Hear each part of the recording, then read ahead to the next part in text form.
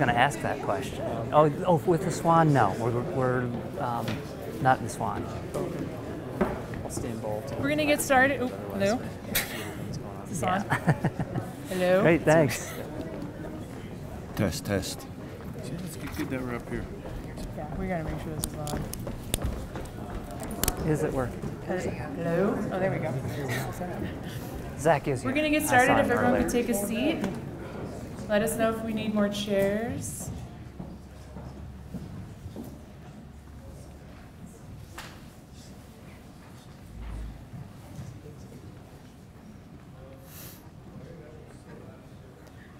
All right. Thank you all for coming. I believe this is the 21st, is that right? 22nd State of the River, hosted by the River District and the Blue River Watershed Group. My name is Joanna Hopkins. I am the president of the Blue River Watershed Group. Just a quick intro. If our board members could raise their hands if we're here. Thank you. There's more of us. Our mission is to preserve, protect, and promote the Blue River Watershed through outreach, education, and projects. We'll get to our projects here shortly. One of our board members will do a presentation. But I just wanted to thank you all for coming and thank the town of Silverthorne for our new facility this year. So on with the program.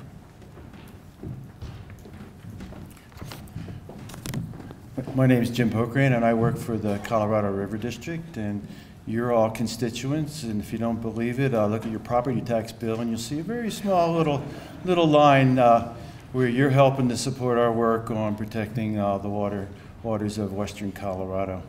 But this is our 22nd edition of the State of the River, and unbelievably, it's my 10th, and it's always good to be here and to see a nice crowd showing up at our new facility here. It's not new to you, new to us for this event.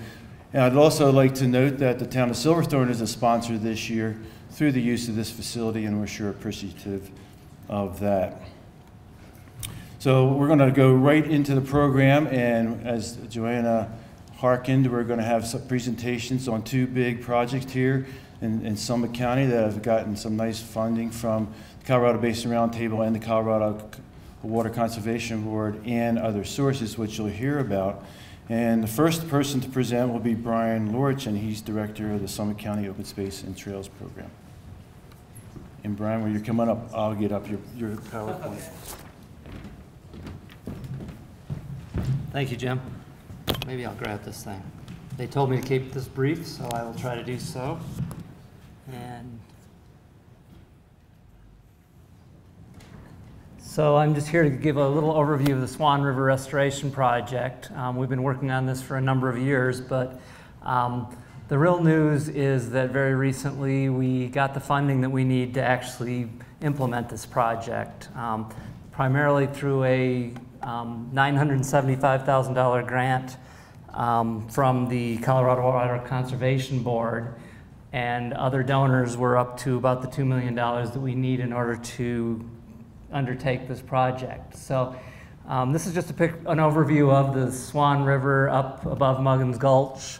I have a map of the area here in just a sec, but this is the way it looks today.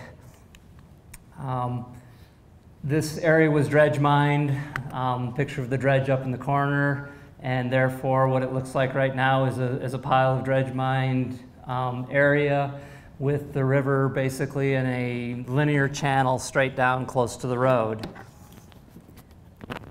And so what we're trying to do is get the habitat reinstated in that location. So here's the location, town of Breckenridge down in the corner here. It's about 3 miles up Tiger Road, and you can see the actual limits of the project. The hopes for this project is in several phases. We will be completing almost 2.5 miles of river restoration where the dredges impacted it. The project planning has been done in 3 phases so far. We had 3 different studies, first on property that was purchased by the town and county, then the private lands above it were looked at, and then the third review was putting those 2 together into one project plan.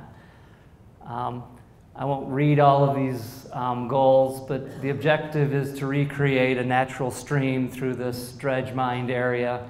The model that we're using is what we did on the 4 Mile Bridge project just out below Breckenridge. This was a dredge mined area, and the goal again is just to recreate aquatic habitat and the fisheries and recreational opportunities in the area of the Swan. Again, a few more of the goals benefiting both restoration of the ecology and the recreational opportunities.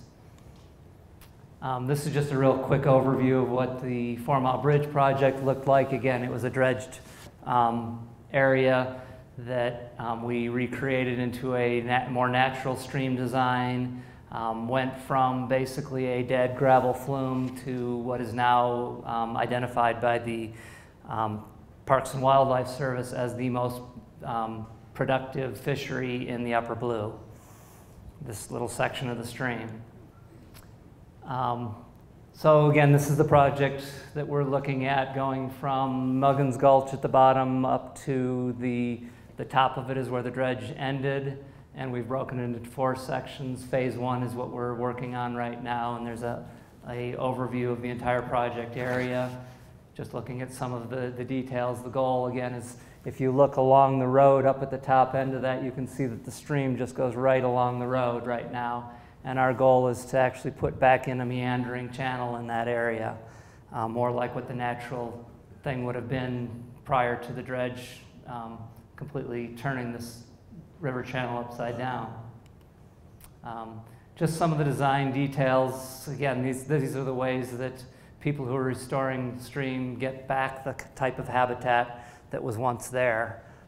Pools and riffles for fish to be able to live and reproduce in. One of the issues that's come up through this is the water rights, and the county commissioners have allocated up to 5 acre-feet to make this available. They've also allocated money from the recent mill levy that the voters approved for water quality enhancement projects, and a portion of that is going to fund this and match the funding that we got from CWCB. Project schedule, we're looking at the next 2 years to undertake this project.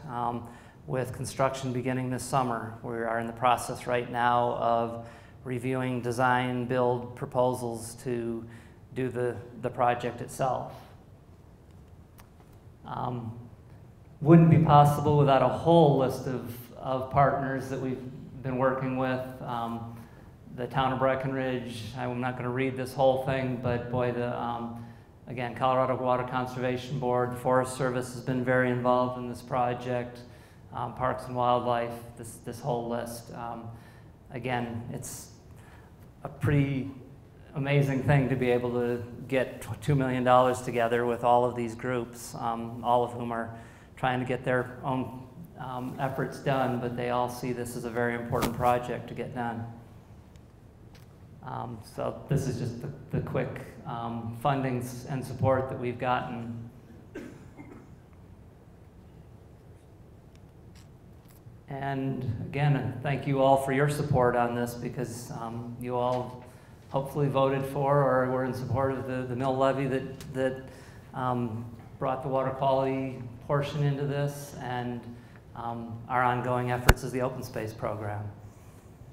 If you have any questions. Yep.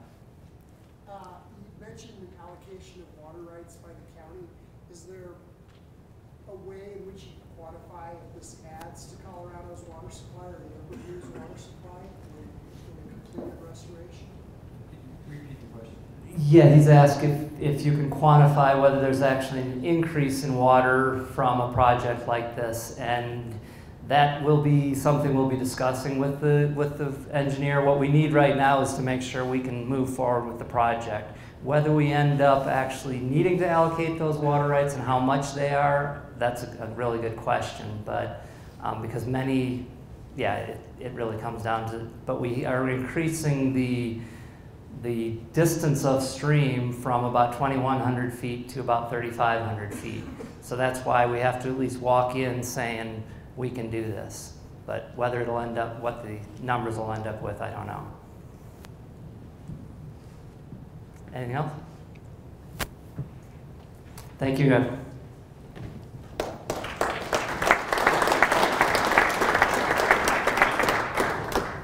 Thank you, Brian.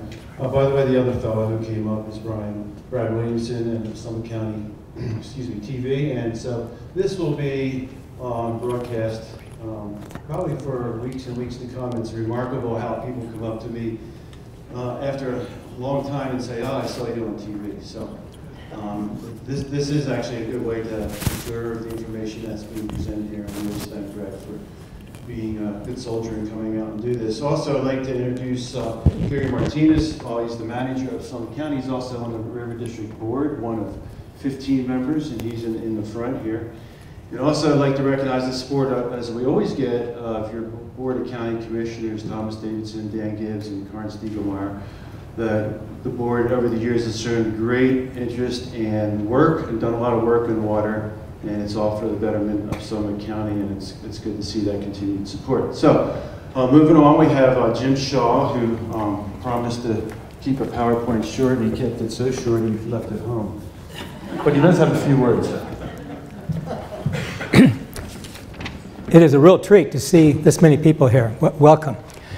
I think you all know where 10 Mile Creek is. It starts at Fremont Pass and comes down past Copper Mountain.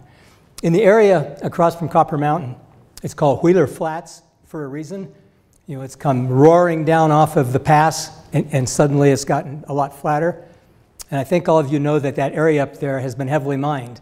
Not only is Climax still there from a standpoint that you can see how long that's been there, but it used to be a town of Kokomo up there. Lots of mining activity, lumbering.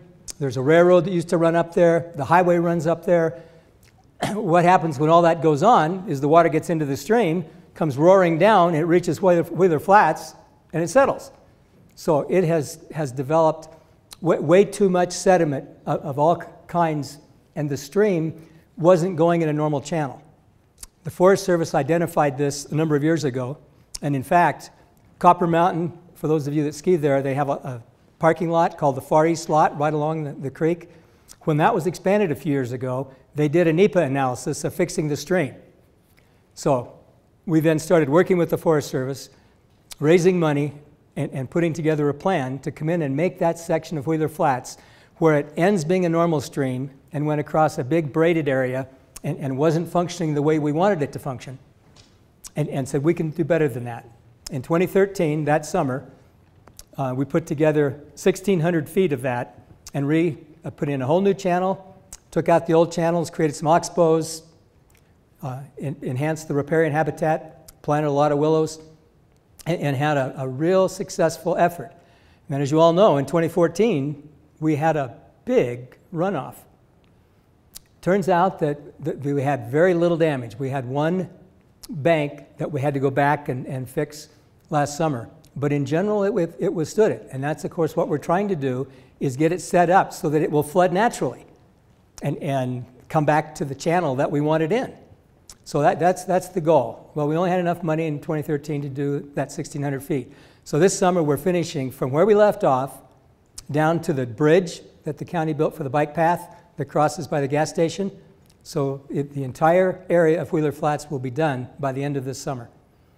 And we've got ecological resource consultants under contract. The preliminary design is almost done. It's going to be a design build.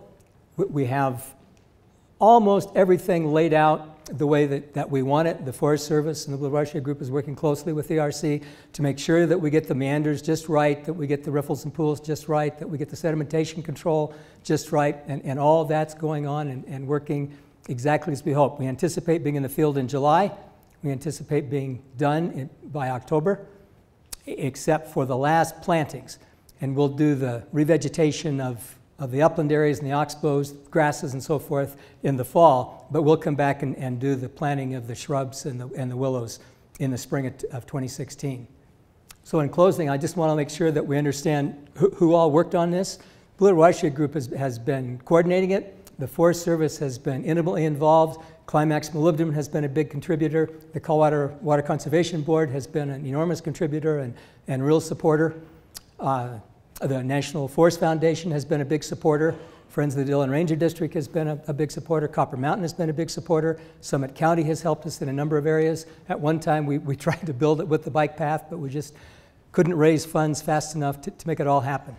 So if you get something to do this summer, come out and take a look. You'll see an excavator in the middle of the stream, and by next October, you can come back and ride your bike up, go across the bridge, and it'll look different. Hopefully, in a couple years, it'll look like we think it looked in the 1800s.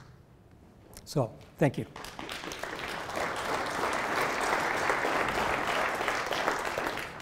Questions?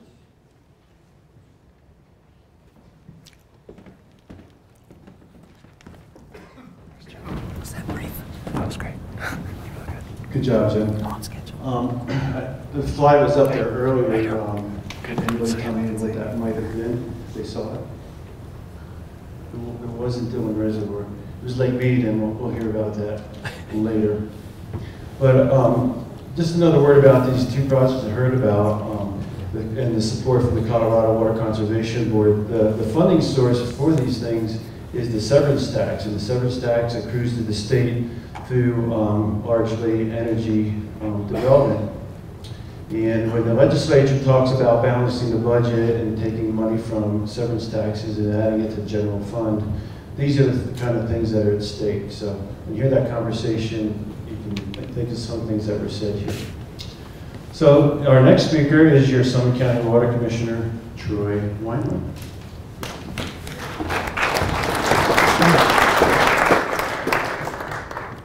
Good evening, everyone. Thanks for coming out. I'm going to jump right to it for two reasons. If I take too long, I'm going to have to update all these graphs and charts. The other reason is I have a friendly wager with my kids. If they don't think I can present all this information in 15 minutes. And so I wagered with them, if I don't do that, then we're going to Yellowstone tomorrow. So I started the timer. Here we go. So right off the bat, what we're all here for, what's the snowpack looking like? So right about 80% right now. So these gauges, these 4 gauges are spread throughout the county. So as you can see, we did not achieve 100% of average this year. But if we take out Summit Ranch, you can see that we did just about reach 100% of average, currently right about 98%. I throw this up here just for fun. It's interesting to take a look at this. You can see that just about half of our snowpack arrived basically between middle of November and end of December. You see more than, about half of our snowpack. So we had a very, very productive early season and kind of tapered off towards the end. For those of you who are a little more visually inclined, this is the end of December. This is the end of March. Over a 3-month period, we went from that. This is my front yard, 9,100 feet. So where did it all go? One of the big reasons that kind of factored into the loss of that snowpack at the lower elevations, March was unusually dry. I think we received about 50 to 60% of our average precipitation for the month of March. The graphic on the right shows seasonal precipitation. So you can see Summit County is that relative oasis right there. So for the entire precipitation or snowfall season, we did relatively well. One of the other reasons is March temperatures. The daytime highs were about 3 to 5 degrees warmer, and the nighttime lows were about 1 to 3 degrees warmer. So I'm just going to look at 10 Mile Creek. I'm not going to show you all the drainages, but trust me, this is pretty representative of most of the major drainages here in the county. So 10 Mile Creek, you can see early on there, early April, we had flows that were about 5 times the average for that time of year. Just another indication of those really warm temperatures that we had in March. Kind of started that runoff very early. As far as the forecast, this comes from the Colorado River Basin Forecast Center. A couple things I want to point out here is the shaded area is basically, that's the usual time to peak. So usually we'll see the peak stream flow, peak runoff sometime in that window. You see the record year there and the record low. One thing I just want to point out is the downward trend on that forecast. So right now, 50% confidence that the peak flow is going to be right about that level, which is well below bankful and well below flood stage. Now, while the risk for flood is reduced, it certainly is not non-existent. It's important to understand that warm temperatures and rain on snow events can really affect the snowpack quite quickly and rapidly. I'm not going to steal Ron and Bob's thunder here, but I will talk about Colorado Springs. Calsoom could not be here tonight, but she just wanted me to share with you. She anticipates this year is going to be an average diversion year for Colorado Springs. If the call structure is favorable for Colorado Springs, she anticipates about 8,000 acre-feet of diversions. And of course, Colorado Springs diverts up there at the headwaters of the Blue, right off Hoosier Pass. Forecasts, so this is the 8 to 14 day outlook for precipitation. To interpret this or help you interpret this, it's about 40% increased probability of more precipitation. That's just for the next 8 to 14 days. And then for the next 8 to 14 days for temperature, below average temperatures is what's anticipated. And if we look a little further out, 1 to 3 months, this is the forecast, the current day forecast for May, June, and July. But of course, we all know that when you start looking that far out, it's like throwing darts. So I'm just going to highlight a couple issues here in the county, a couple updates. Anyone recognize this reservoir? I'm sure a few of you do. So this is Old Dillon Reservoir. It just achieved its first complete fill yesterday, May the 4th. There's a Star Wars joke there somewhere, May the 4th. So for those of you who don't know, this used to be the historic water supply for the town of Dillon prior to Dillon Reservoir going in. Previous capacity of 46 acre-feet. The cooperative efforts of the county and town of Silverthorne and town of Dillon, they now have a little over 300 acre-feet of storage capacity there. And they did stock it with golden trout from California.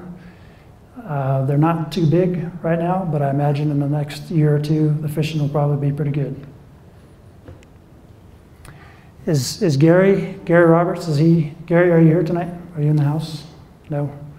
I just want to acknowledge and recognize Gary Roberts. Most of you, I'm sure, know him very well. He is an exemplar for the industry, if you want to call it that, the water utility managers. Gary's last day was last Friday, I believe, May 1st. So I just want to wish Gary the best. He's an absolute pillar here, not only for the town of Breckenridge, but also for Summit County. Congratulations to Gary. Any of you heard of the rain barrel legislation? Raise your hands if you have. I'm just curious. Okay, so wow, so a lot of you have. I'll just give you a quick little update. Basically, it's proposed legislation to allow 2 50-gallon rain barrels on your property. The last I heard, and I'm sure I've got some folks here in the front row who can give me a much more authoritative answer, but the last I heard, of course, the legislative session ends tomorrow, right? Tomorrow midnight. Last I heard, they don't anticipate this getting into the Ag Committee for a vote. Is that correct, Eric, Gary? Yeah, that's what I heard. More than happy to provide any updates on this stuff. The other option is the Colorado Water Congress is doing an online webinar. I believe it's Thursday. So you can check out their website if you want to catch the latest update on that. So how many of you heard of the Colorado Water Plan? Show of hands. Get your hands way up there. How many of you have actually read any of the water plan or any of the basin implementation plans? Smaller percentage. I just want to share, so certainly not sanctioned by the state engineer, just my own thoughts on this. The Colorado Water Plan really represents an acknowledgement or a realization of the unsustainable trajectory that we're currently on here as a state with respect to water use and water supply. And I cannot stress to each and every one of you enough to please at least check out the water plan yourself, coloradowaterplan.org. And I would also recommend that you at least check out the basin implementation plans for both Colorado River Basin and the South Platte Basin. We just passed the deadline for comments on the draft, on the first draft. But don't worry, you've got another opportunity, September 17th, for the second draft. And I also just want to mention Northwest Colorado Council of Governments, the Water Quality and Quantity Committee. They did put in comments on behalf of Summit, Grand, Boulder, Denver, Karn, help me out here. There's probably a couple others there. They did submit comments on behalf of all those counties and entities. And if you'd like to see those comments, I'm more than happy to share those with you as well. On to administration. So currently the Blue River is on call by the Green Mountain Reservoir. Their power right, which is about 1,700 CFS, that call has been in place since December 1st. Correct me if I'm wrong, Ron. So just real quickly, quick review for folks. What that means is if you do not have augmentation water, if you don't have some means of replacing your out of priority diversions, then you cannot divert. If, on the other hand, you're an irrigator and you have HUP protection, historic user pool protection, you can divert up to your full decreed amount, but you cannot go over that. Just something to keep in mind. So some of my priorities this season, locating structures. We have a number of structures out there that are, I guess, grossly misrepresented in our GIS database. So a number of you have probably seen me out stomping around getting GPS coordinates for your structures. That's one thing I'll be focusing on. The other thing I just want to reemphasize or share with everyone is the importance of getting your water diversion records in every November. I really want to make an effort to get everyone on the right page, on the right track, and getting those numbers in. And just as a reminder that it behooves you to protect your water rights by showing your beneficial use every year. So please do your best to get your water diversion records in. And just to clarify, that's just for folks who have decreed, court decreed water rights. This does not apply to exempt well permits. I'm just going to throw this up here. Most of you probably know every Monday, first Monday, third Monday of the month, it's kind of a standing office hours, if you will. I think I've missed several because invariably there are emergencies that come up, but it's an opportunity for you to come in and talk about whatever you'd like to talk about. Water, Colorado Water Plan, your diversion records. Please come on in. I'm more than happy to sit down with you and visit. So I think I'm going to stop it there. And just to reassure the kids, I did finish early. However, if I win the bet, you guys are going to treat me to a picnic lunch on the Firehole River Friday. Do you guys know where Firehole River is, Tobias? Where's the Firehole River? Does anyone have any questions? I actually have 2 minutes and 40 seconds. Unbelievable. I probably got up here, you're all wondering, well, what the heck is he going to do this year? No, Jason. What are you predicting Yeah, okay, so again, not sanctioned by the state engineer's office, but as a hydrologist and being observant and, you know, looking at this very closely, I suspect peak flows are probably going to be pretty early. You know, I would say earlier part of June. That's my guess, Jason, probably. You know, of course, very dependent on what the weather does. If we get those cooler temperatures like they're anticipating, you know, really what drives that peak runoff is when you get those temperatures, nighttime temperatures that stay above freezing. And if it's for an extended period, then that's when you really look for it to start peaking. Yes? You mentioned that you're about 80% of snowpack, but if you remove one of the areas, what area was that again? It's the Snowtail gauge at Summit Ranch. It's at an elevation of 9,400. So kind of with the visual that I showed you in my front yard, 9,100 feet, that all melted out very, very early. So if you kind of take that from the equation, the basin above Dillon Reservoir is looking pretty good right now, relatively speaking. Anyone else? Yes? Would you like to comment on the slippage of Wolford Reservoir, the dam? You know, I have a couple gentlemen here who are very, you know, are in the know about that. Either Eric Kuhn or probably Jim Pokrant with the River District can comment on that. So I'll let Jim comment on that. Thank you, everyone.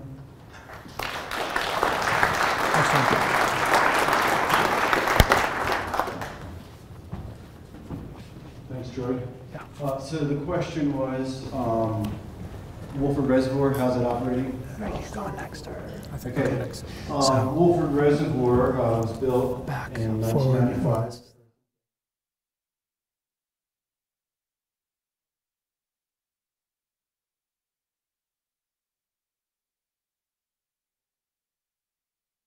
There's a little slough there, so it's not quite like that, but the compaction up at Wolford Dam is apparently allowing some settlement, and the thing is safe. But out of an abundance of caution, we're not going to fill it all the way up to full this year. And we're this year actually doing a lot of engineering work trying to figure out the best way to deal with that so we can fill the dam with confidence and we should be assured that it's going to be a great water storage and recreational facility going into the future. So really the one thing, two things happening this year. One is we're not filling it, it's going to be 10 feet below full. That shouldn't affect recreation or any other use or the release of water for our contractors or for the endangered fish. And we're doing heavy engineering to try and zero in on what the issue is. So that's the story with Wolford. So our next speaker is Bob Steger with Denver Water. But Bob, maybe have you turned in your water records yet? You want me to skip over you so you can take care of it? They send them in daily. Otherwise, I'm sure it'll look like a book, right? But here is our much anticipated report from Denver Water and Bob Steger.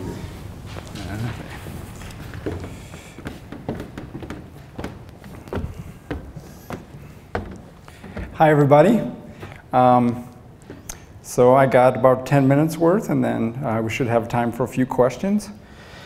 This is a picture of the Morning Glory spillway when they were installing the I-beams that they used to support the siphons that we used to deliver water to the Blue River during our Outlet Works rehab project last year. That's not part of my talk, but that's it.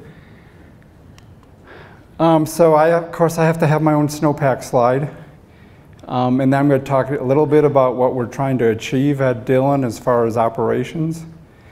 And then I'll tell you what we think is going to happen this year. And then I'll take a few questions.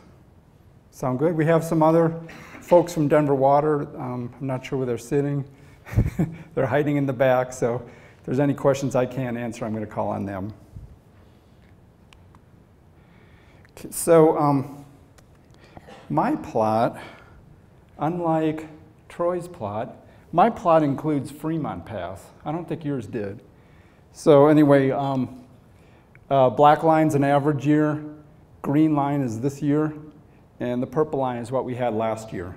So nowhere near the snowpack that we had last year, but we're still above average, and one of the, maybe the only basin in the state that peaked above average.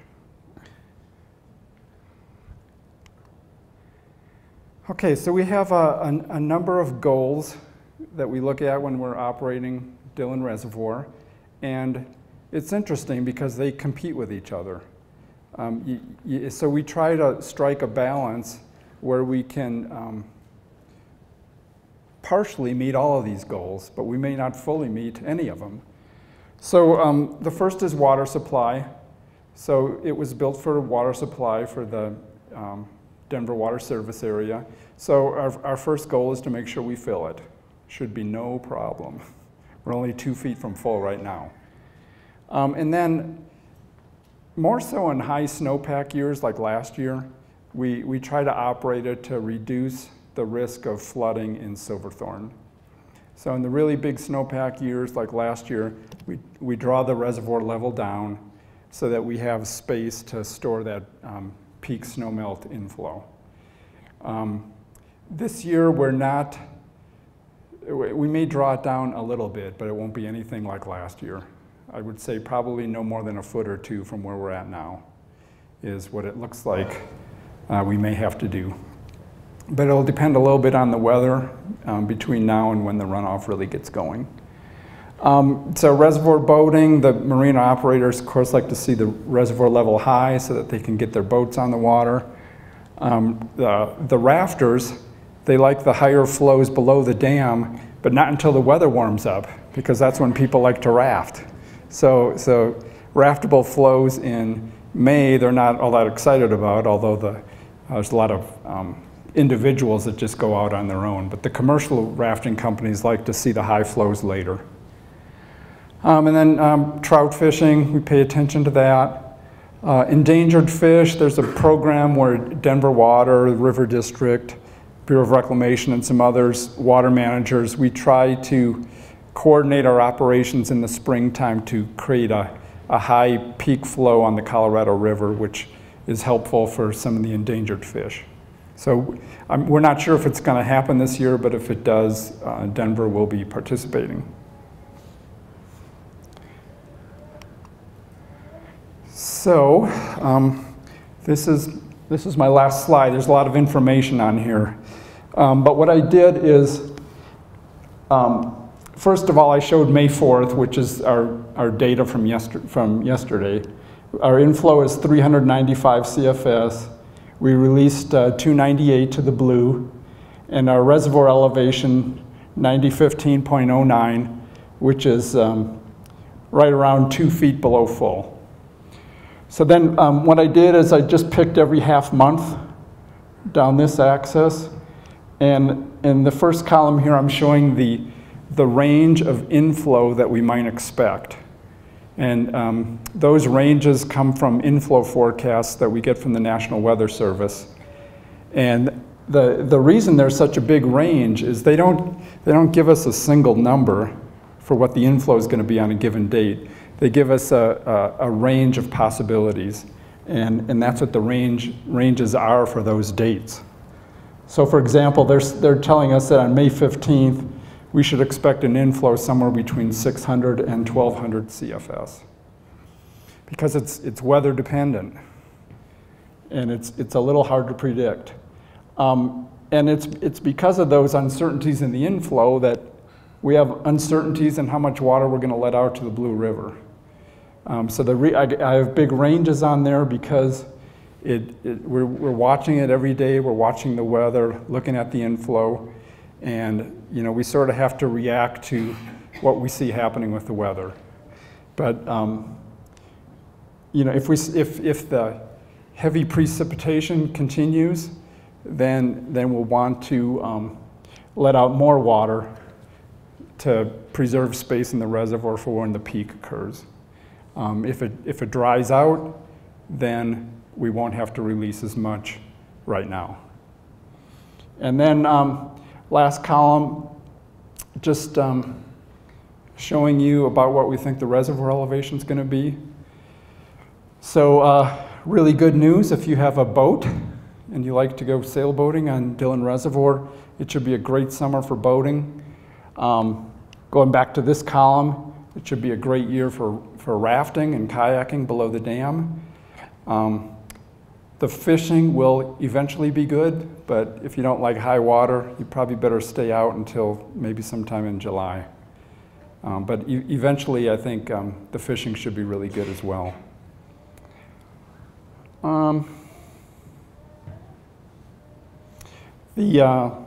So we'll probably start spilling sometime in the middle of June, but it's a little hard to predict, so I'll say middle of June, give or take a couple of weeks, is when we should start spilling. That's it. I told you it would be brief, and if there's time, June, do we have time for a couple questions? Okay, Bill. Bob, you used to put out wet, dry, and normal predictions, similar to what you just had up there. You no longer do those? So Bill pointed out that we used to put out predictions for wet, normal, and dry future weather conditions. We still do that once a month. The guy that does that is working on it. Well, probably not now, but he was working on it this afternoon. So hopefully next week we'll get that out. Yes, sir. What's the rationale behind not allowing swimming in the reservoir? Does it have to do with the effluent, the water quality of the effluent that comes out of wastewater treatment? So the question is, what's the rationale between not allowing swimming in Dillon Reservoir? Guys, if you want to help me, you can, but I know one of them is safety. So, you know, if you have somebody out on a boat and maybe they've had a few beers and they get a wild idea to jump in the reservoir and it's 40 degrees and you don't last very long in that cold a temperature. So I know safety is one issue. You guys have any other? Yeah, so safety is the biggest issue for us. We typically work with the Dillon Recreation District, Town of Frisco, Town of Dillon, Summit County Sheriff's Department, as well as Denver Water to come up with these initiatives. The body contact has nothing to do with water quality necessarily. It has to do with safety of the people on the water. Okay. Any other questions? Yes, sir. After its 50th anniversary, is there any increased inspection going on Dillon Dam? The question is, now that Dillon Dam is 50 years old, is there any increased amount of inspection? Guys can tell me if I'm wrong, but we inspect it annually.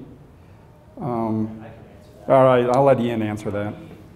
Continue, rigorous dam safety program, and we maintain our dam and inspect it at least 3 times yearly. But we also have here full-time 3 caretakers that are constantly at the dam and monitoring its every breath, so to speak. So even though it's 50 years old, that in the lifespan of earthen dams, that's just middle age. So it's not really a huge threshold that we've crossed, but we continue to operate our dam and maintain it to the highest standards. You took core samples, are they normal? Are the core samples normal? Core samples, I'm not really sure what you're referring to, but we monitor the water table below the dam, and I can assure you everything is normal for this time. There's actually 3 inspections. There's a Denver Water Engineer inspection dam, then there's a state inspection, and then there's a federal inspection every year. How are we doing on time, Jim? Great. Yes, sir. At one point, there was talk about enlarging and changing the slope on the outside of the dam. Is that ever going to happen, or is it always going to stay the same configuration that it is now? So the question is, there was once talk about changing the slope of the face of the dam. If there was talk, there's not talk anymore. I don't think we have any plans to do that. Way in the back. Yeah, that slide that you showed, the outflow to the Blue River. I'm curious about outflow through Roberts Tunnel to Denver. Is that outflow included in those total figures? And how does that affect the level of the lake? Okay, so the question is, I'm trying to make the slide go back, but I'm having trouble. Anyway, the question is, did the outflow figures on my table include Roberts Tunnel? No, they did not. Those were outflows to the Blue River. We do anticipate starting water through Roberts Tunnel at some point this summer, but right now our reservoirs on the South Platte system are full, and runoff on the South Platte hasn't really even started yet. So if we do need the Roberts Tunnel, I don't see it happening in May, and I don't really think it's probably going to go on until July or August. But the numbers in the table do not include Roberts Tunnel. Comment on Antero, the plan for this summer? Is there any comments on Antero and the plan? We're going to drain Antero. It's going to close on June 1st. And then we'll start draining it by early August. It'll be all the way drained.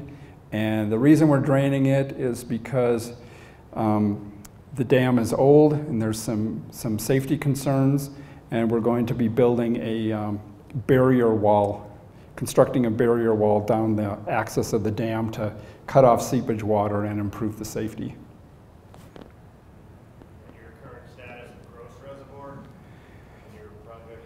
Current status of Gross Reservoir and our plans to enlarge it, we're still trying to get a permit. So we don't have a piece of paper yet that says we can go ahead and construct the enlargement.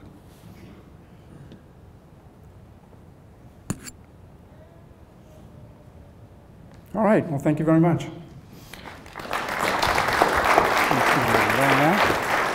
And this goes to Ron. Good job, Bob. By the way, one of our inquisitors is Bill Enfield, and of all the pictures that you see in Summit Daily, this morning's was really stunning. What a shot. Good job. Our next speaker is Ron Thomason. He's a geologist with the Bureau of Reclamation, and he's another old friend of this presentation, and Ron's going to talk to us about Green Mountain Reservoir.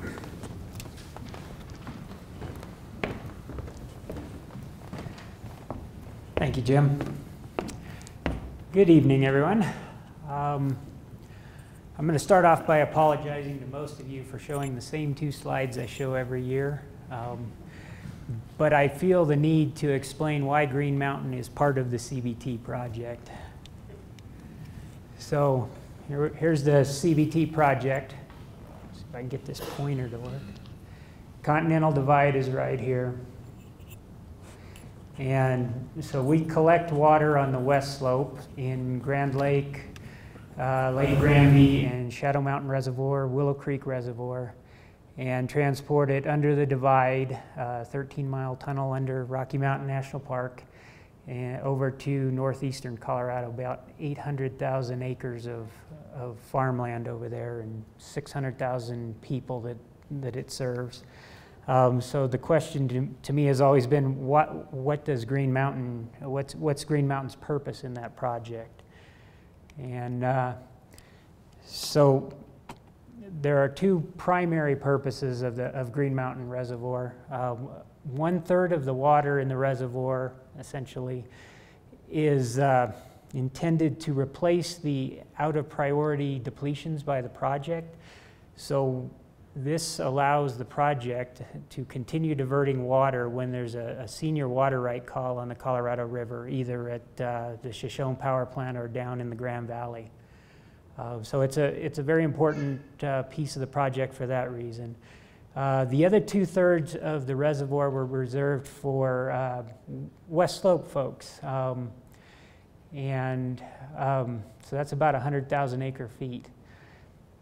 In most years, though, that water's not completely needed by people on the west slope, so we make that water available to the endangered fish down in the Grand Valley.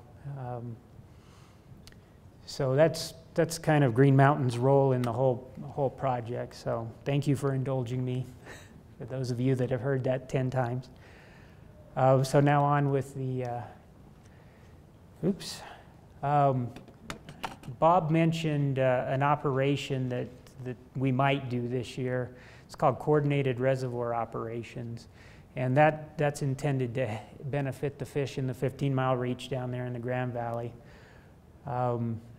What we attempt to do up here in the upper part of the basin is to coordinate our releases of any extra water that we don't need to fill the reservoir to match the peak that occurs down in the Grand Valley, and that helps the habitat for those endangered fish. As I show here, 2 conditions are necessary for us to do that. The first being that we have to fill our reservoirs, and so if we're sure we're going to fill them, then we'll make water available. The second criteria is that peak, to do any good or to do significant good, has to be somewhere in the range of 12,900 CFS to 23,000. If it's less than 12,900, it doesn't really move the material that needs to be moved. And if it's over 23,000, we start flooding the highway down there, and we don't want to do that either. So the current forecasted peak is 9,600 CFS. So I don't think we're going to be able to find enough water to get it to 12,900. A new forecast, I was hoping to get it today, but I expect it'll come out in the next couple of days. And my guess is it'll be slightly higher than that 9,600, but I don't think it'll be high enough for us to participate in that program this year. So now the hydrology in my snowpack graph. So what I show is the black is the average, the red is the current year, the green there is last year, and the red is, or the blue is 2013. And then the shaded area is the range that we've seen well, since 1986 anyway. So obviously a wide range of possibilities. We started off really well, all the way up until March, and then we had the dry March in early April, and you can see we were sort of on the 2014 track, and now we're right there with what happened in 2013.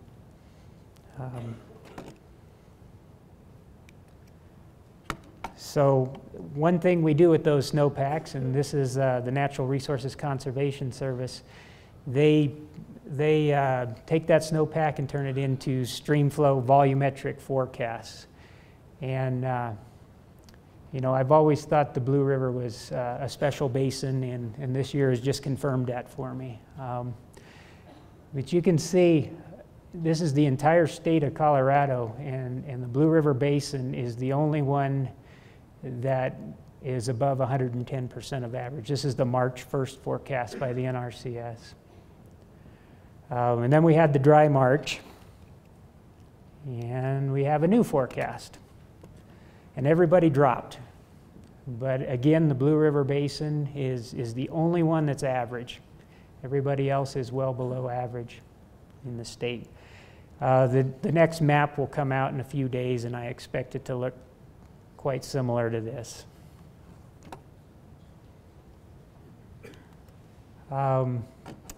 So here's what I project for releases from Green Mountain Reservoir based upon those forecasts that are produced by the NRCS.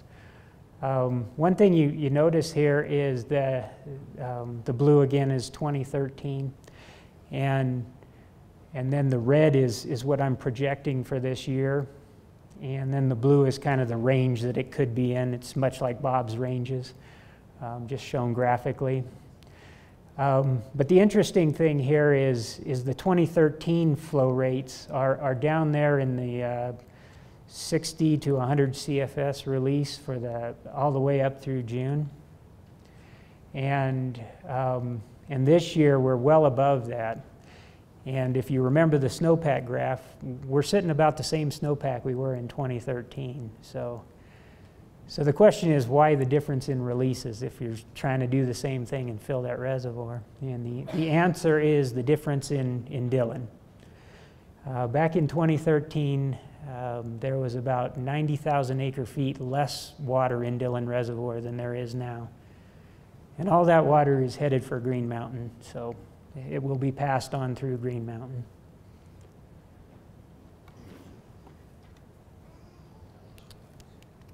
And here's the anticipated reservoir elevations, you know, with an average snowpack and a little above average storage in Dillon. This at least is shaping up to be a fairly average type of year for the reservoir elevation. Expect to fill the reservoir about the beginning of July, and then start drawing it down as we meet the needs of the basin and the endangered fish we make releases for in the fall. So that's about all I had. So any questions? Yes, sir. Do you have any demands for producing electricity? Do you have commitments or obligations beyond your releases? No, we don't operate the reservoir specifically for power generation purposes. We do have a power plant there, but it's solely based upon the releases that we deem are necessary to meet the demands. You know, to the extent there's flexibility, I might move some of our releases to a higher demand period of the year, but in general, it's almost a run-of-the-river sort of operation. All the way in the back? Do you expect Green Mountain spill? To spill? Is that the question? So the question was, will Green Mountain spill this year? And I'm hoping not to. That's when I know I've done a good job, if I can keep all the releases going through the power plant. So my goal is to do that. Let's see. So the power plant capacity is about 1,500 CFS. So, you know, these are sort of smoothed out estimates, but even my range doesn't go up to 1,500 CFS. So I'm expecting to keep it all within the power plant and nothing through the spillway this year. Any other questions? All right, well, thank you.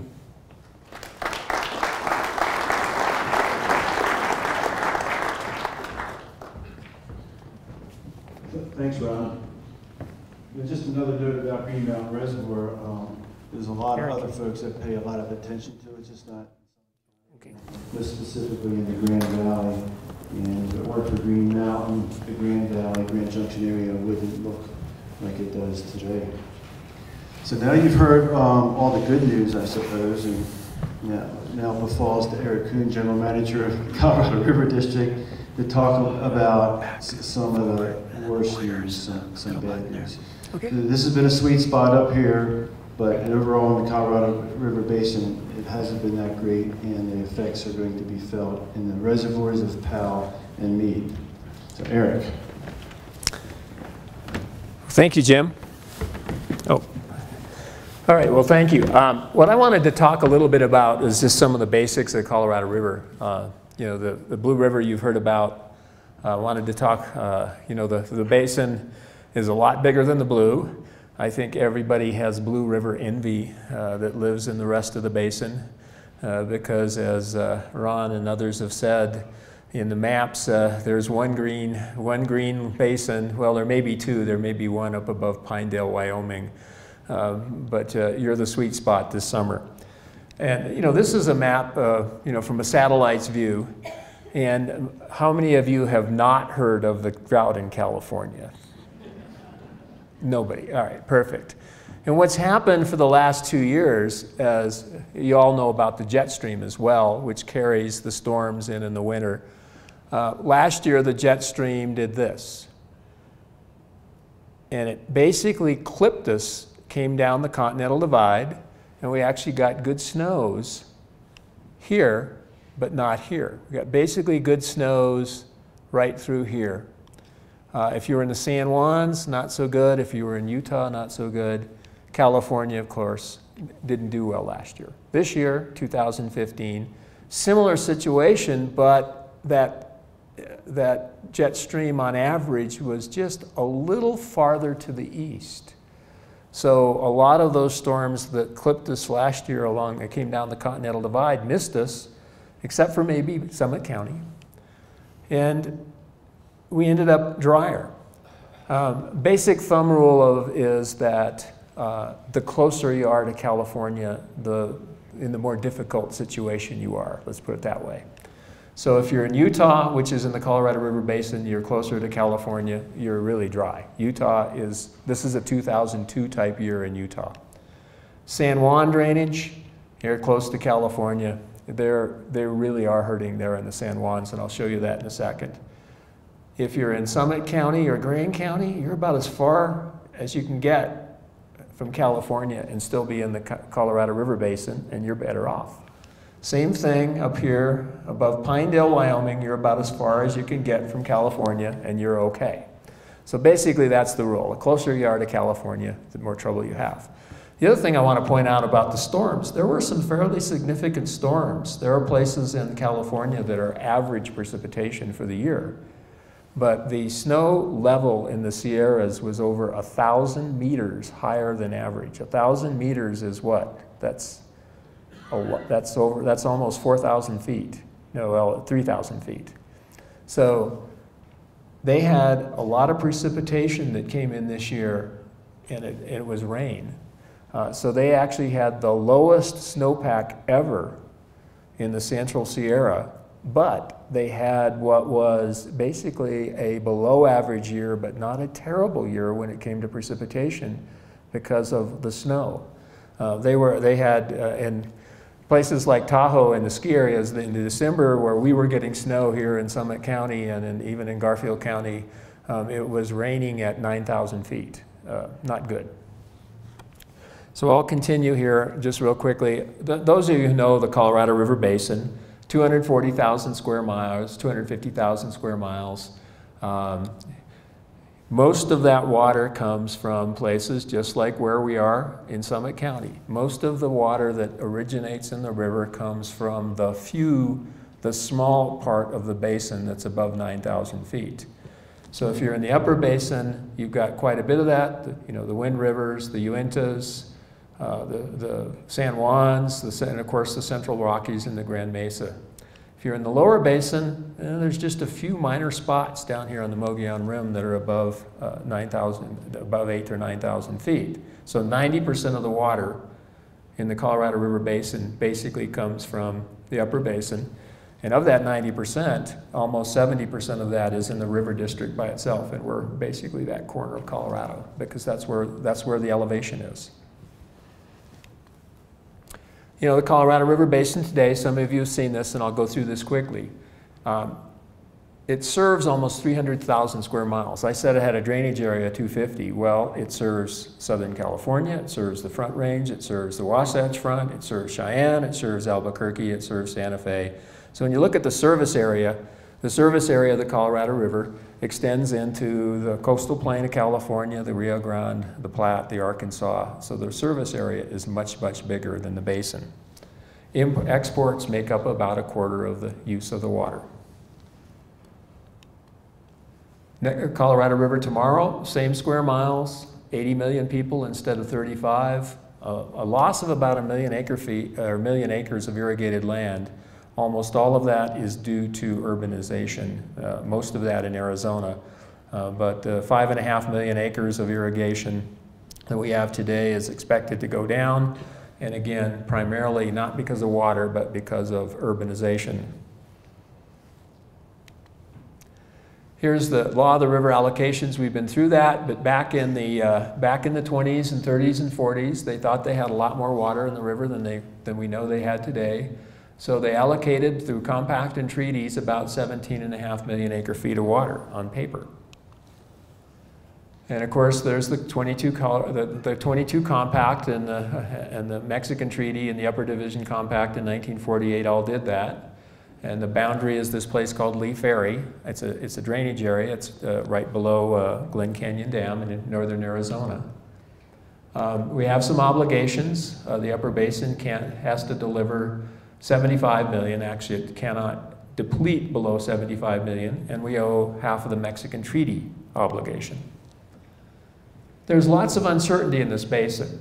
What is the obligation? What are these legal obligations? What do they mean? And where do we go when we fight? When states fight, they go straight to the Supreme Court, and the Colorado River's been to the Supreme Court many times. There were 4 different Arizona v. California cases, the latest in 1963. But when you look at all of this, you see that there are still lots of legal uncertainties. What's the future hydrology? Climate change, 19th century, which 19th century we now know was very wet compared to previous centuries. Or will it look like the last 30 years, or will it look like some of the paleo record? By paleo record, through tree rings, we've got a good estimate of what the river has looked like all the way back to about 800. And from about 900 to about 12 or 1300, it was quite dry. But who knows? Most of the climate science suggests, and maybe this year might be what might be more normal in the future. I'm just speculating there. Lots of the precipitation, actually above average in the winter, but higher snow levels, more rain, less snow. And what does that mean? It means you're okay in Summit County, but if you're at 6,000 or 7,000 feet, then you're going to see a lot less snow and a lot less runoff. Anyway, there's this uncertainty between development and certainty. Existing users like the Front Range, like Denver and others, and Glenwood Springs and Frisco, Granby and Grand Junction all want certainty. If you're operating a municipal water system, you want to know you can serve your customers. You can't take a month off and say, oh, well, you know, you can't have any water for a month. So you need that certainty. Well, there is a trade-off between certainty and development. The higher the level of development, the less certainty everyone has. And in the conversation we're having today, in the what was so-called 7 points, and at the state water plan, we're finally having that discussion between development and certainty. And I think the Front Range, I'm predicting that the Front Range is moving more towards certainty than they are additional development. And I've been predicting that for a while, but we'll see. Long-term questions: will the future be drier? What happens if we overuse the water supply? What will POW look like in the future? What's the future of agriculture in the basin? How do we allow for new uses if the water in the river is already fully spoken for? Not a drop has made it to the Gulf of Baja California, or the Sea of Cortez, since 1999. Now, there was some called the pulse flow. That was Mexico's water. There was an earthquake a while back in Mexico. They couldn't deliver water to their irrigation districts. They stored it in Lake Mead. And I took a little bit of what they stored in Lake Mead from not being able to deliver to their irrigators and sent it down the river as a pulse flow. That was man-made. But if it was just based on demands, not a drop of water has made it to the Gulf of Baja California now in 17 years. And then how do we govern this on an interstate basis? When we look at our current uses, this is in million acre feet. I'll give you what's the flow of the Blue River at the mouth, about 400,000 acre feet. How much does Denver water use in a typical year? 250 to 270 to 280,000 acre feet. How much does let's say the whole metro area use? Maybe twice that, 500,000 acre feet. So you can see, for comparison, how much does the upper basin use? 4 to 4.5 million acre feet. So about 8 times what the metro area uses. Most of that is in agriculture. What does the lower basin use? Well, if they had their way, they'd use 8 or 9 million, but they can only use 7.5 million based on the law of the river. Lower basin reservoir evaporation, Lake Mead, Lake Havasu, Lake Mojave, it's hot down there, there's another 1.5 million.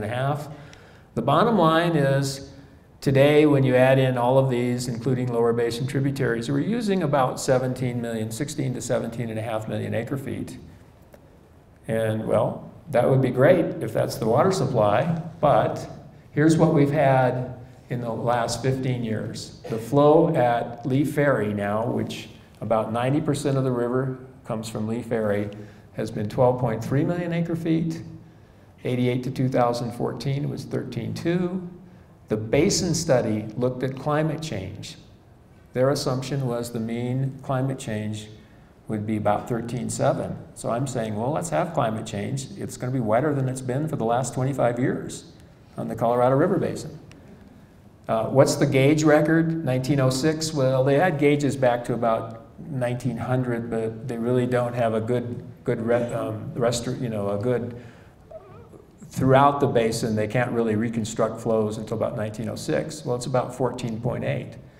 Remember I said if you go back in the paleo record, there was a 50-year period from 1120 to 1172. That's actually 53 years where we averaged 12.7.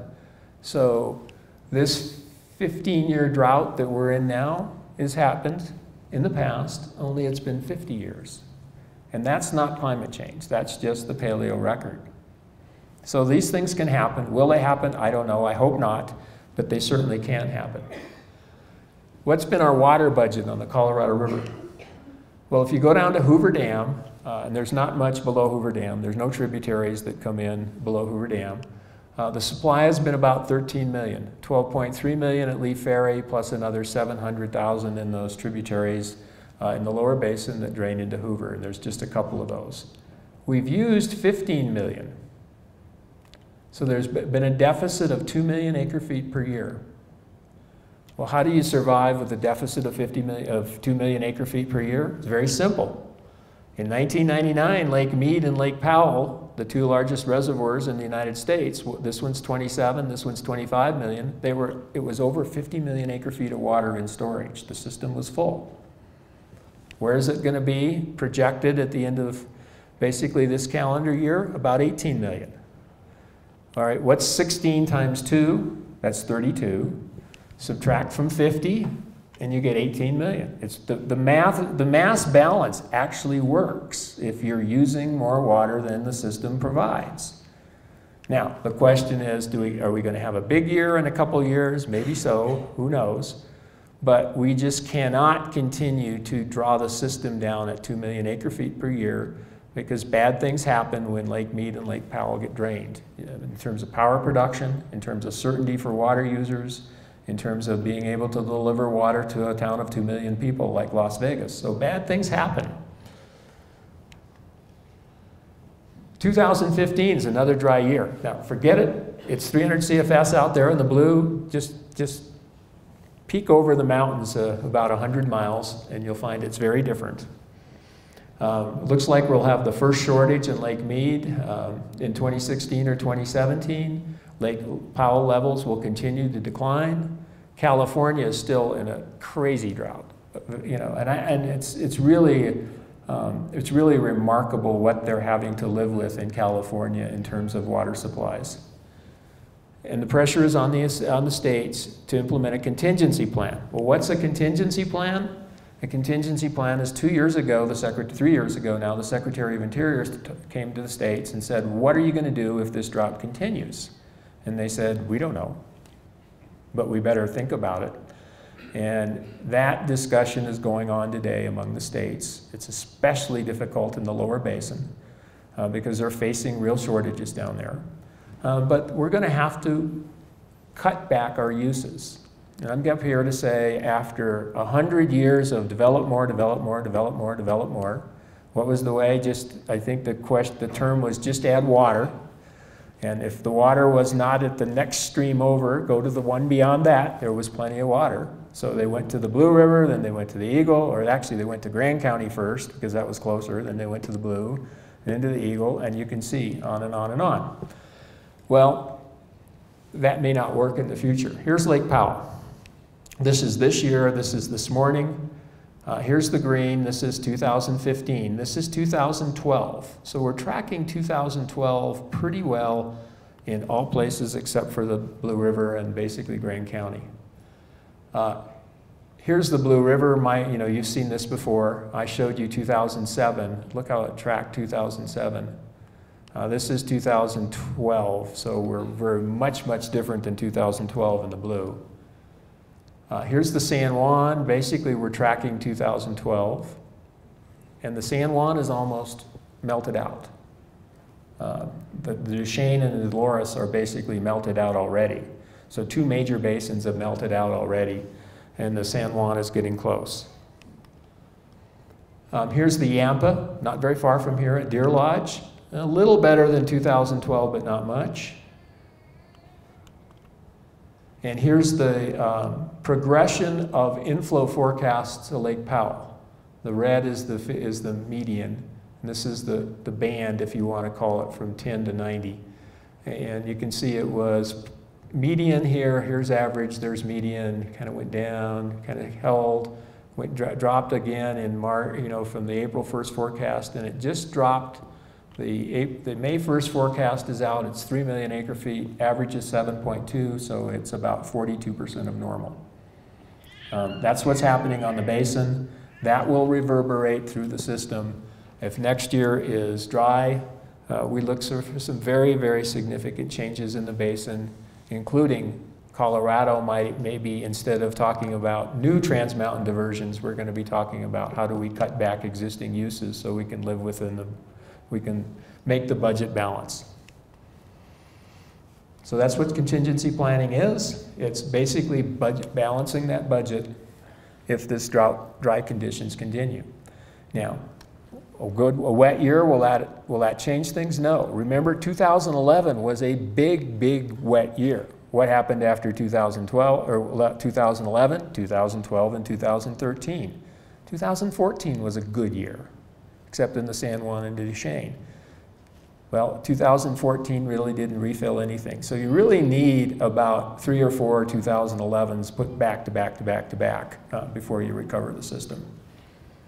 And that's what happened in 83 through 86. So that's what we're looking for. So any questions, comments? I do want to answer there was a point about Wolford Mountain. I will just say that we're looking at that dam very closely. It is settled at the top about 10 inches. I mean, it's supposed to settle at 10 inches. It's settled 20. That dam is about 3 times as high as this building and about 10 to 12 times as wide, maybe even 15 times as wide at the base. So you really need, my guess is a lot of dams have done the same thing, but we just don't have the ability to measure them to the nearest 1,000th of an inch that we have today. There's no leakage, we've got good filters, the core is stable, but as engineers, we basically want to know why it's settled 20 inches when it was supposed to settle 10 to 12 inches. Plus, so we're going to look at it, very carefully. We're keeping it low because we can meet all our demands at that level. It's just out of prudence. We filled it last year, there were no problems. But at the same time, it's out of prudence. We want to know what's going on there. My guess is in the next couple of years, we will define a plan to sort of deal with the settlement. And for those of you who know what I'm talking about, we'll probably make the dam stiffer. So it doesn't have as much flexibility, if you want to call it, in the operation. Dillon, by the way, is a rockfill dam, is very stiff. It's not at all like, the design is very different than Wolford. So questions on the Colorado River?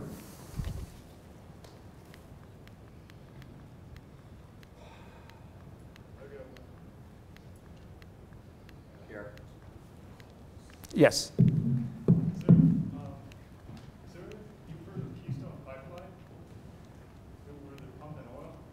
Yes. I was able to talk to one of the commissioners from the Columbia River Basin, and what he said was, being Canadian and all, he said he'd love to sell water to us in mass quantities, considering they have so much up there. Has there been any kind of talk at all? There's been discussion. The question is, there discussion of moving water from the Columbia, the Columbia, the Yukon, the moons of Jupiter. I mean, there's been discussion of moving water for long places, here. The problem is under federal law right now, you cannot take water out of the Columbia River Basin into the Colorado. That was a deal that was made in 1968 between, remember Scoop Jackson? Yeah. And so you cannot do it. Two, they actually have some very significant problems related to endangered fish and flows in the Columbia River Basin. There are other basins. Yeah, I said there's the Yukon River. There's the Missouri. There's been people that say, why don't you, there's a 450-mile pipeline being discussed that would go from Denver up I-25 and then take go head west and then ultimately end up in Flaming Gorge Reservoir. If you straightened that out, you would end up somewhere out in Omaha. So if you're going to do that, why don't you go to Omaha and take the Missouri River? Well, the Missouri River, there are huge conflicts on the Missouri between basin states over navigation and they're fighting in court right now over water, and they don't have the same water rights system, but to expect that we can export our problems to somebody else, I just don't see that those somebody else will willingly accept it. Yes, sir. With the decline in the lower basin, could that drastically affect Dillon Reservoir? Could the decline in the lower basin drastically affect Dillon Reservoir? It's possible, but I think Dillon Reservoir would be the last place to be affected, basically because of where it is and its elevation and how far it is up in the basin. Are there court actions going on now that affect the Colorado? The questions, are there court actions? No, there's no Supreme Court actions that are going on. There are court actions involving endangered species all the time and those kinds of things. There are court actions involving the operation of Glen Canyon Dam and those kinds of things, but there are no interstate litigation. My guess is that the lower basin has a good story. The lower basin basically tells the story that unlike the upper basin, which has its own compact in 1948, they went to the Supreme Court. And I think it's a little bit of an overstatement, but Pat Mulroy, who was with Las Vegas, said what we got out of that was the federalization of the river. Basically, what the Supreme Court said was anybody who's going to use water in the lower basin needs, below Lake Mead, needs a contract with the Secretary of Interior. So the advice from the lower basin to the upper basin is stay out of federal court, stay out of the Supreme Court unless you want to basically federalize that river. I mean, the Supreme Court will make a decision, but will it solve problems? No. And so my guess is we will stay out of court for the next at least 5 years because the states will prefer to try and come up with their own solutions, as painful as they might be, without going to court and having a court impose those solutions on them that will most likely require significant federal presence. Yes. At this point, does anybody have a long-term weather forecast, like for the next 12 months? Yeah, question is long-term weather forecast. Good question.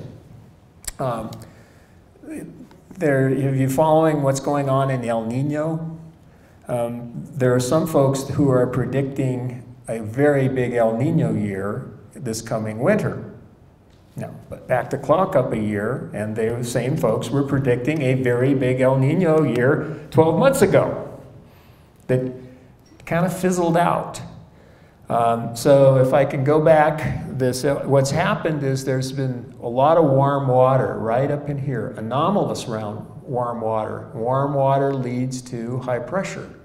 So these high pressure cells it's been called the ridiculously resilient ridge, the RRR.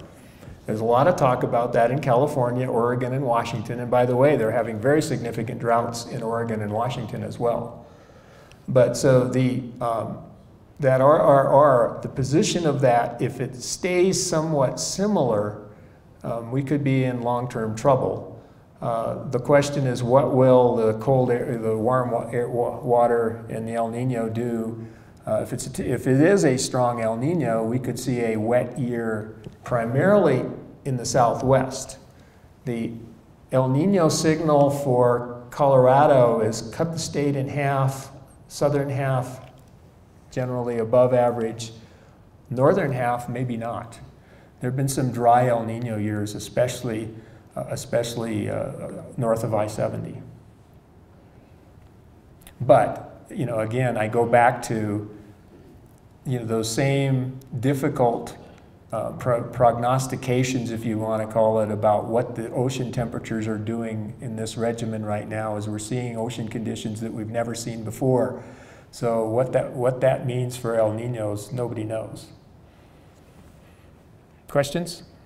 Yes, yes, sir. My elevation might be wrong, but is 1075 on Lake Mead, what happens when it goes below that? Okay, 1075, full is 1220, so it's about 150 feet down. And what we do, and I've got a slide here, I'll move it forward, is there's this complex operation of Lake Mead and Lake Powell. And here's Lake Powell. If Lake Powell next year is, at the end of the year, is supposed to be about 3560, Lake Mead is supposed to be below 1075, then this tells us how much water to release, or tells the Bureau of how much water to release from Lake Powell. And it also means that they go into a stage 1 shortage, which means instead of getting 7.5 million, they get 7.1 million. And they allocate that by priority.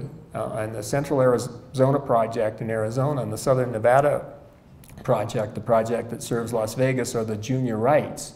So they basically take those shortages. So this is the operation, but 1075 is the first shortage. People start freaking out at 1025 because Las Vegas put a tap underneath Lake Mead, which is at elevation 890, but they don't have a pump. And that pump, putting in a pump, is only about a $750 million 7-year effort. To put those pumps in place. So Las Vegas has a little bit of time before it has the ability to use, well, it can use the 1090 right now as long as it's above its pumps, and the current pumps are at 1,000. So that's why they freak out at 1025, because it's getting pretty close to the 1,000, which is the level at which they can't pump.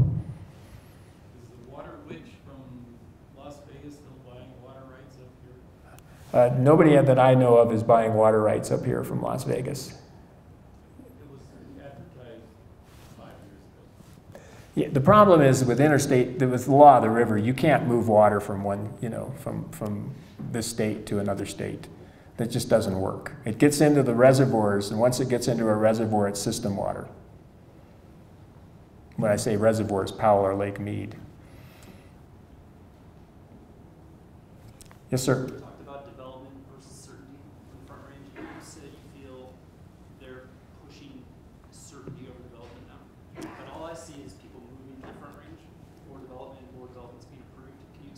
Well, I was talking about water development. The choice between, do you build a big new Trans Mountain diversion, which can, in a dry period, reduce the reliability of existing post-compact rights. Under the compact, water rights that were perfected at the time of the compact aren't impacted. But all of the Trans Mountain diversions and a lot of development, almost all of Summit County, is post-compact. So the issue is, do we develop more? Then in a drought, do we have to cut back more to live within our budget, live within our water budget? So the more you develop in terms of water, the more you have to cut back the next time, or if this drought continues. So I think we're having that, we've never really had that discussion, and we're having that discussion today. And my prediction, this is just me speaking, is that as the more people study that, the more they're going to say that preserving their existing yields is a higher priority than the development of new water. And in fact, Denver Water, in fact, says that fairly clearly in their comments on the state water plan. They come right out and say it in black and white. One more. I know we can do a lot more in our state as far as water restrictions and trying to preserve, but is there Colorado put more pressure on desert states like Arizona to not use so much water for their trees, lawns, and things like that? The question is, Colorado trying to put more pressure on the lower basin, their desert states, to use less water? Well, they're getting a lot of pressure internally in those states, but we're cheering them on. I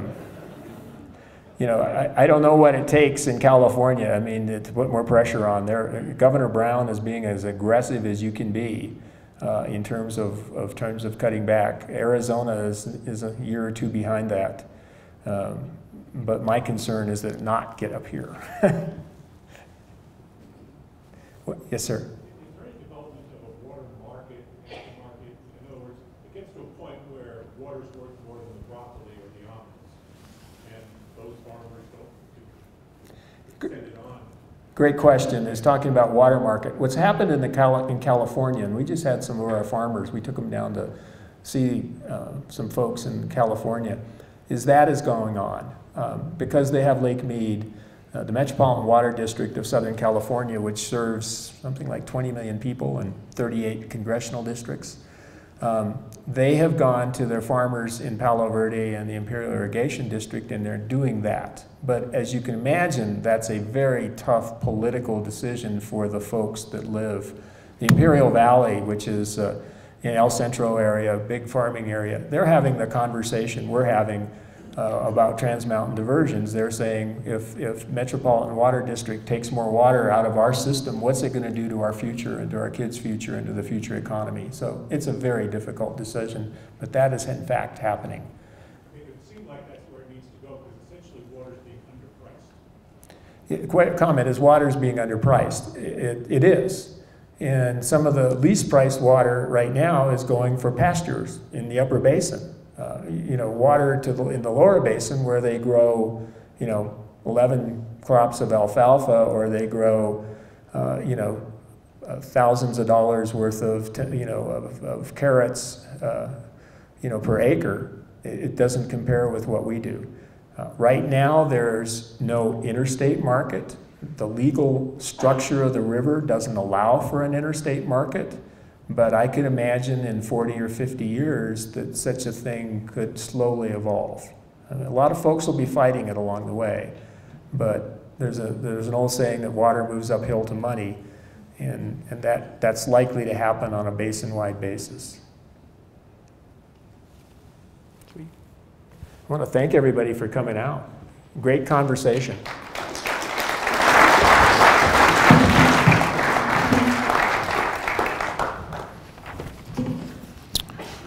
All right, I can't believe how timely we're being. So the PowerPoints, the presentations that you've seen will be on the River District website in about a week. If anybody needs them sooner, you can see me over here and I'll take care of you. I commend you to pick up our annual reports in the back. The River District annual reports talks about some of the things Eric mentioned and much more, and you can also learn more about the River District. It's been another great summit, State of the River. This is always one of our better ones. Summit County has a really very high water IQ, and thank you for that, and thanks for paying attention. Have a nice evening.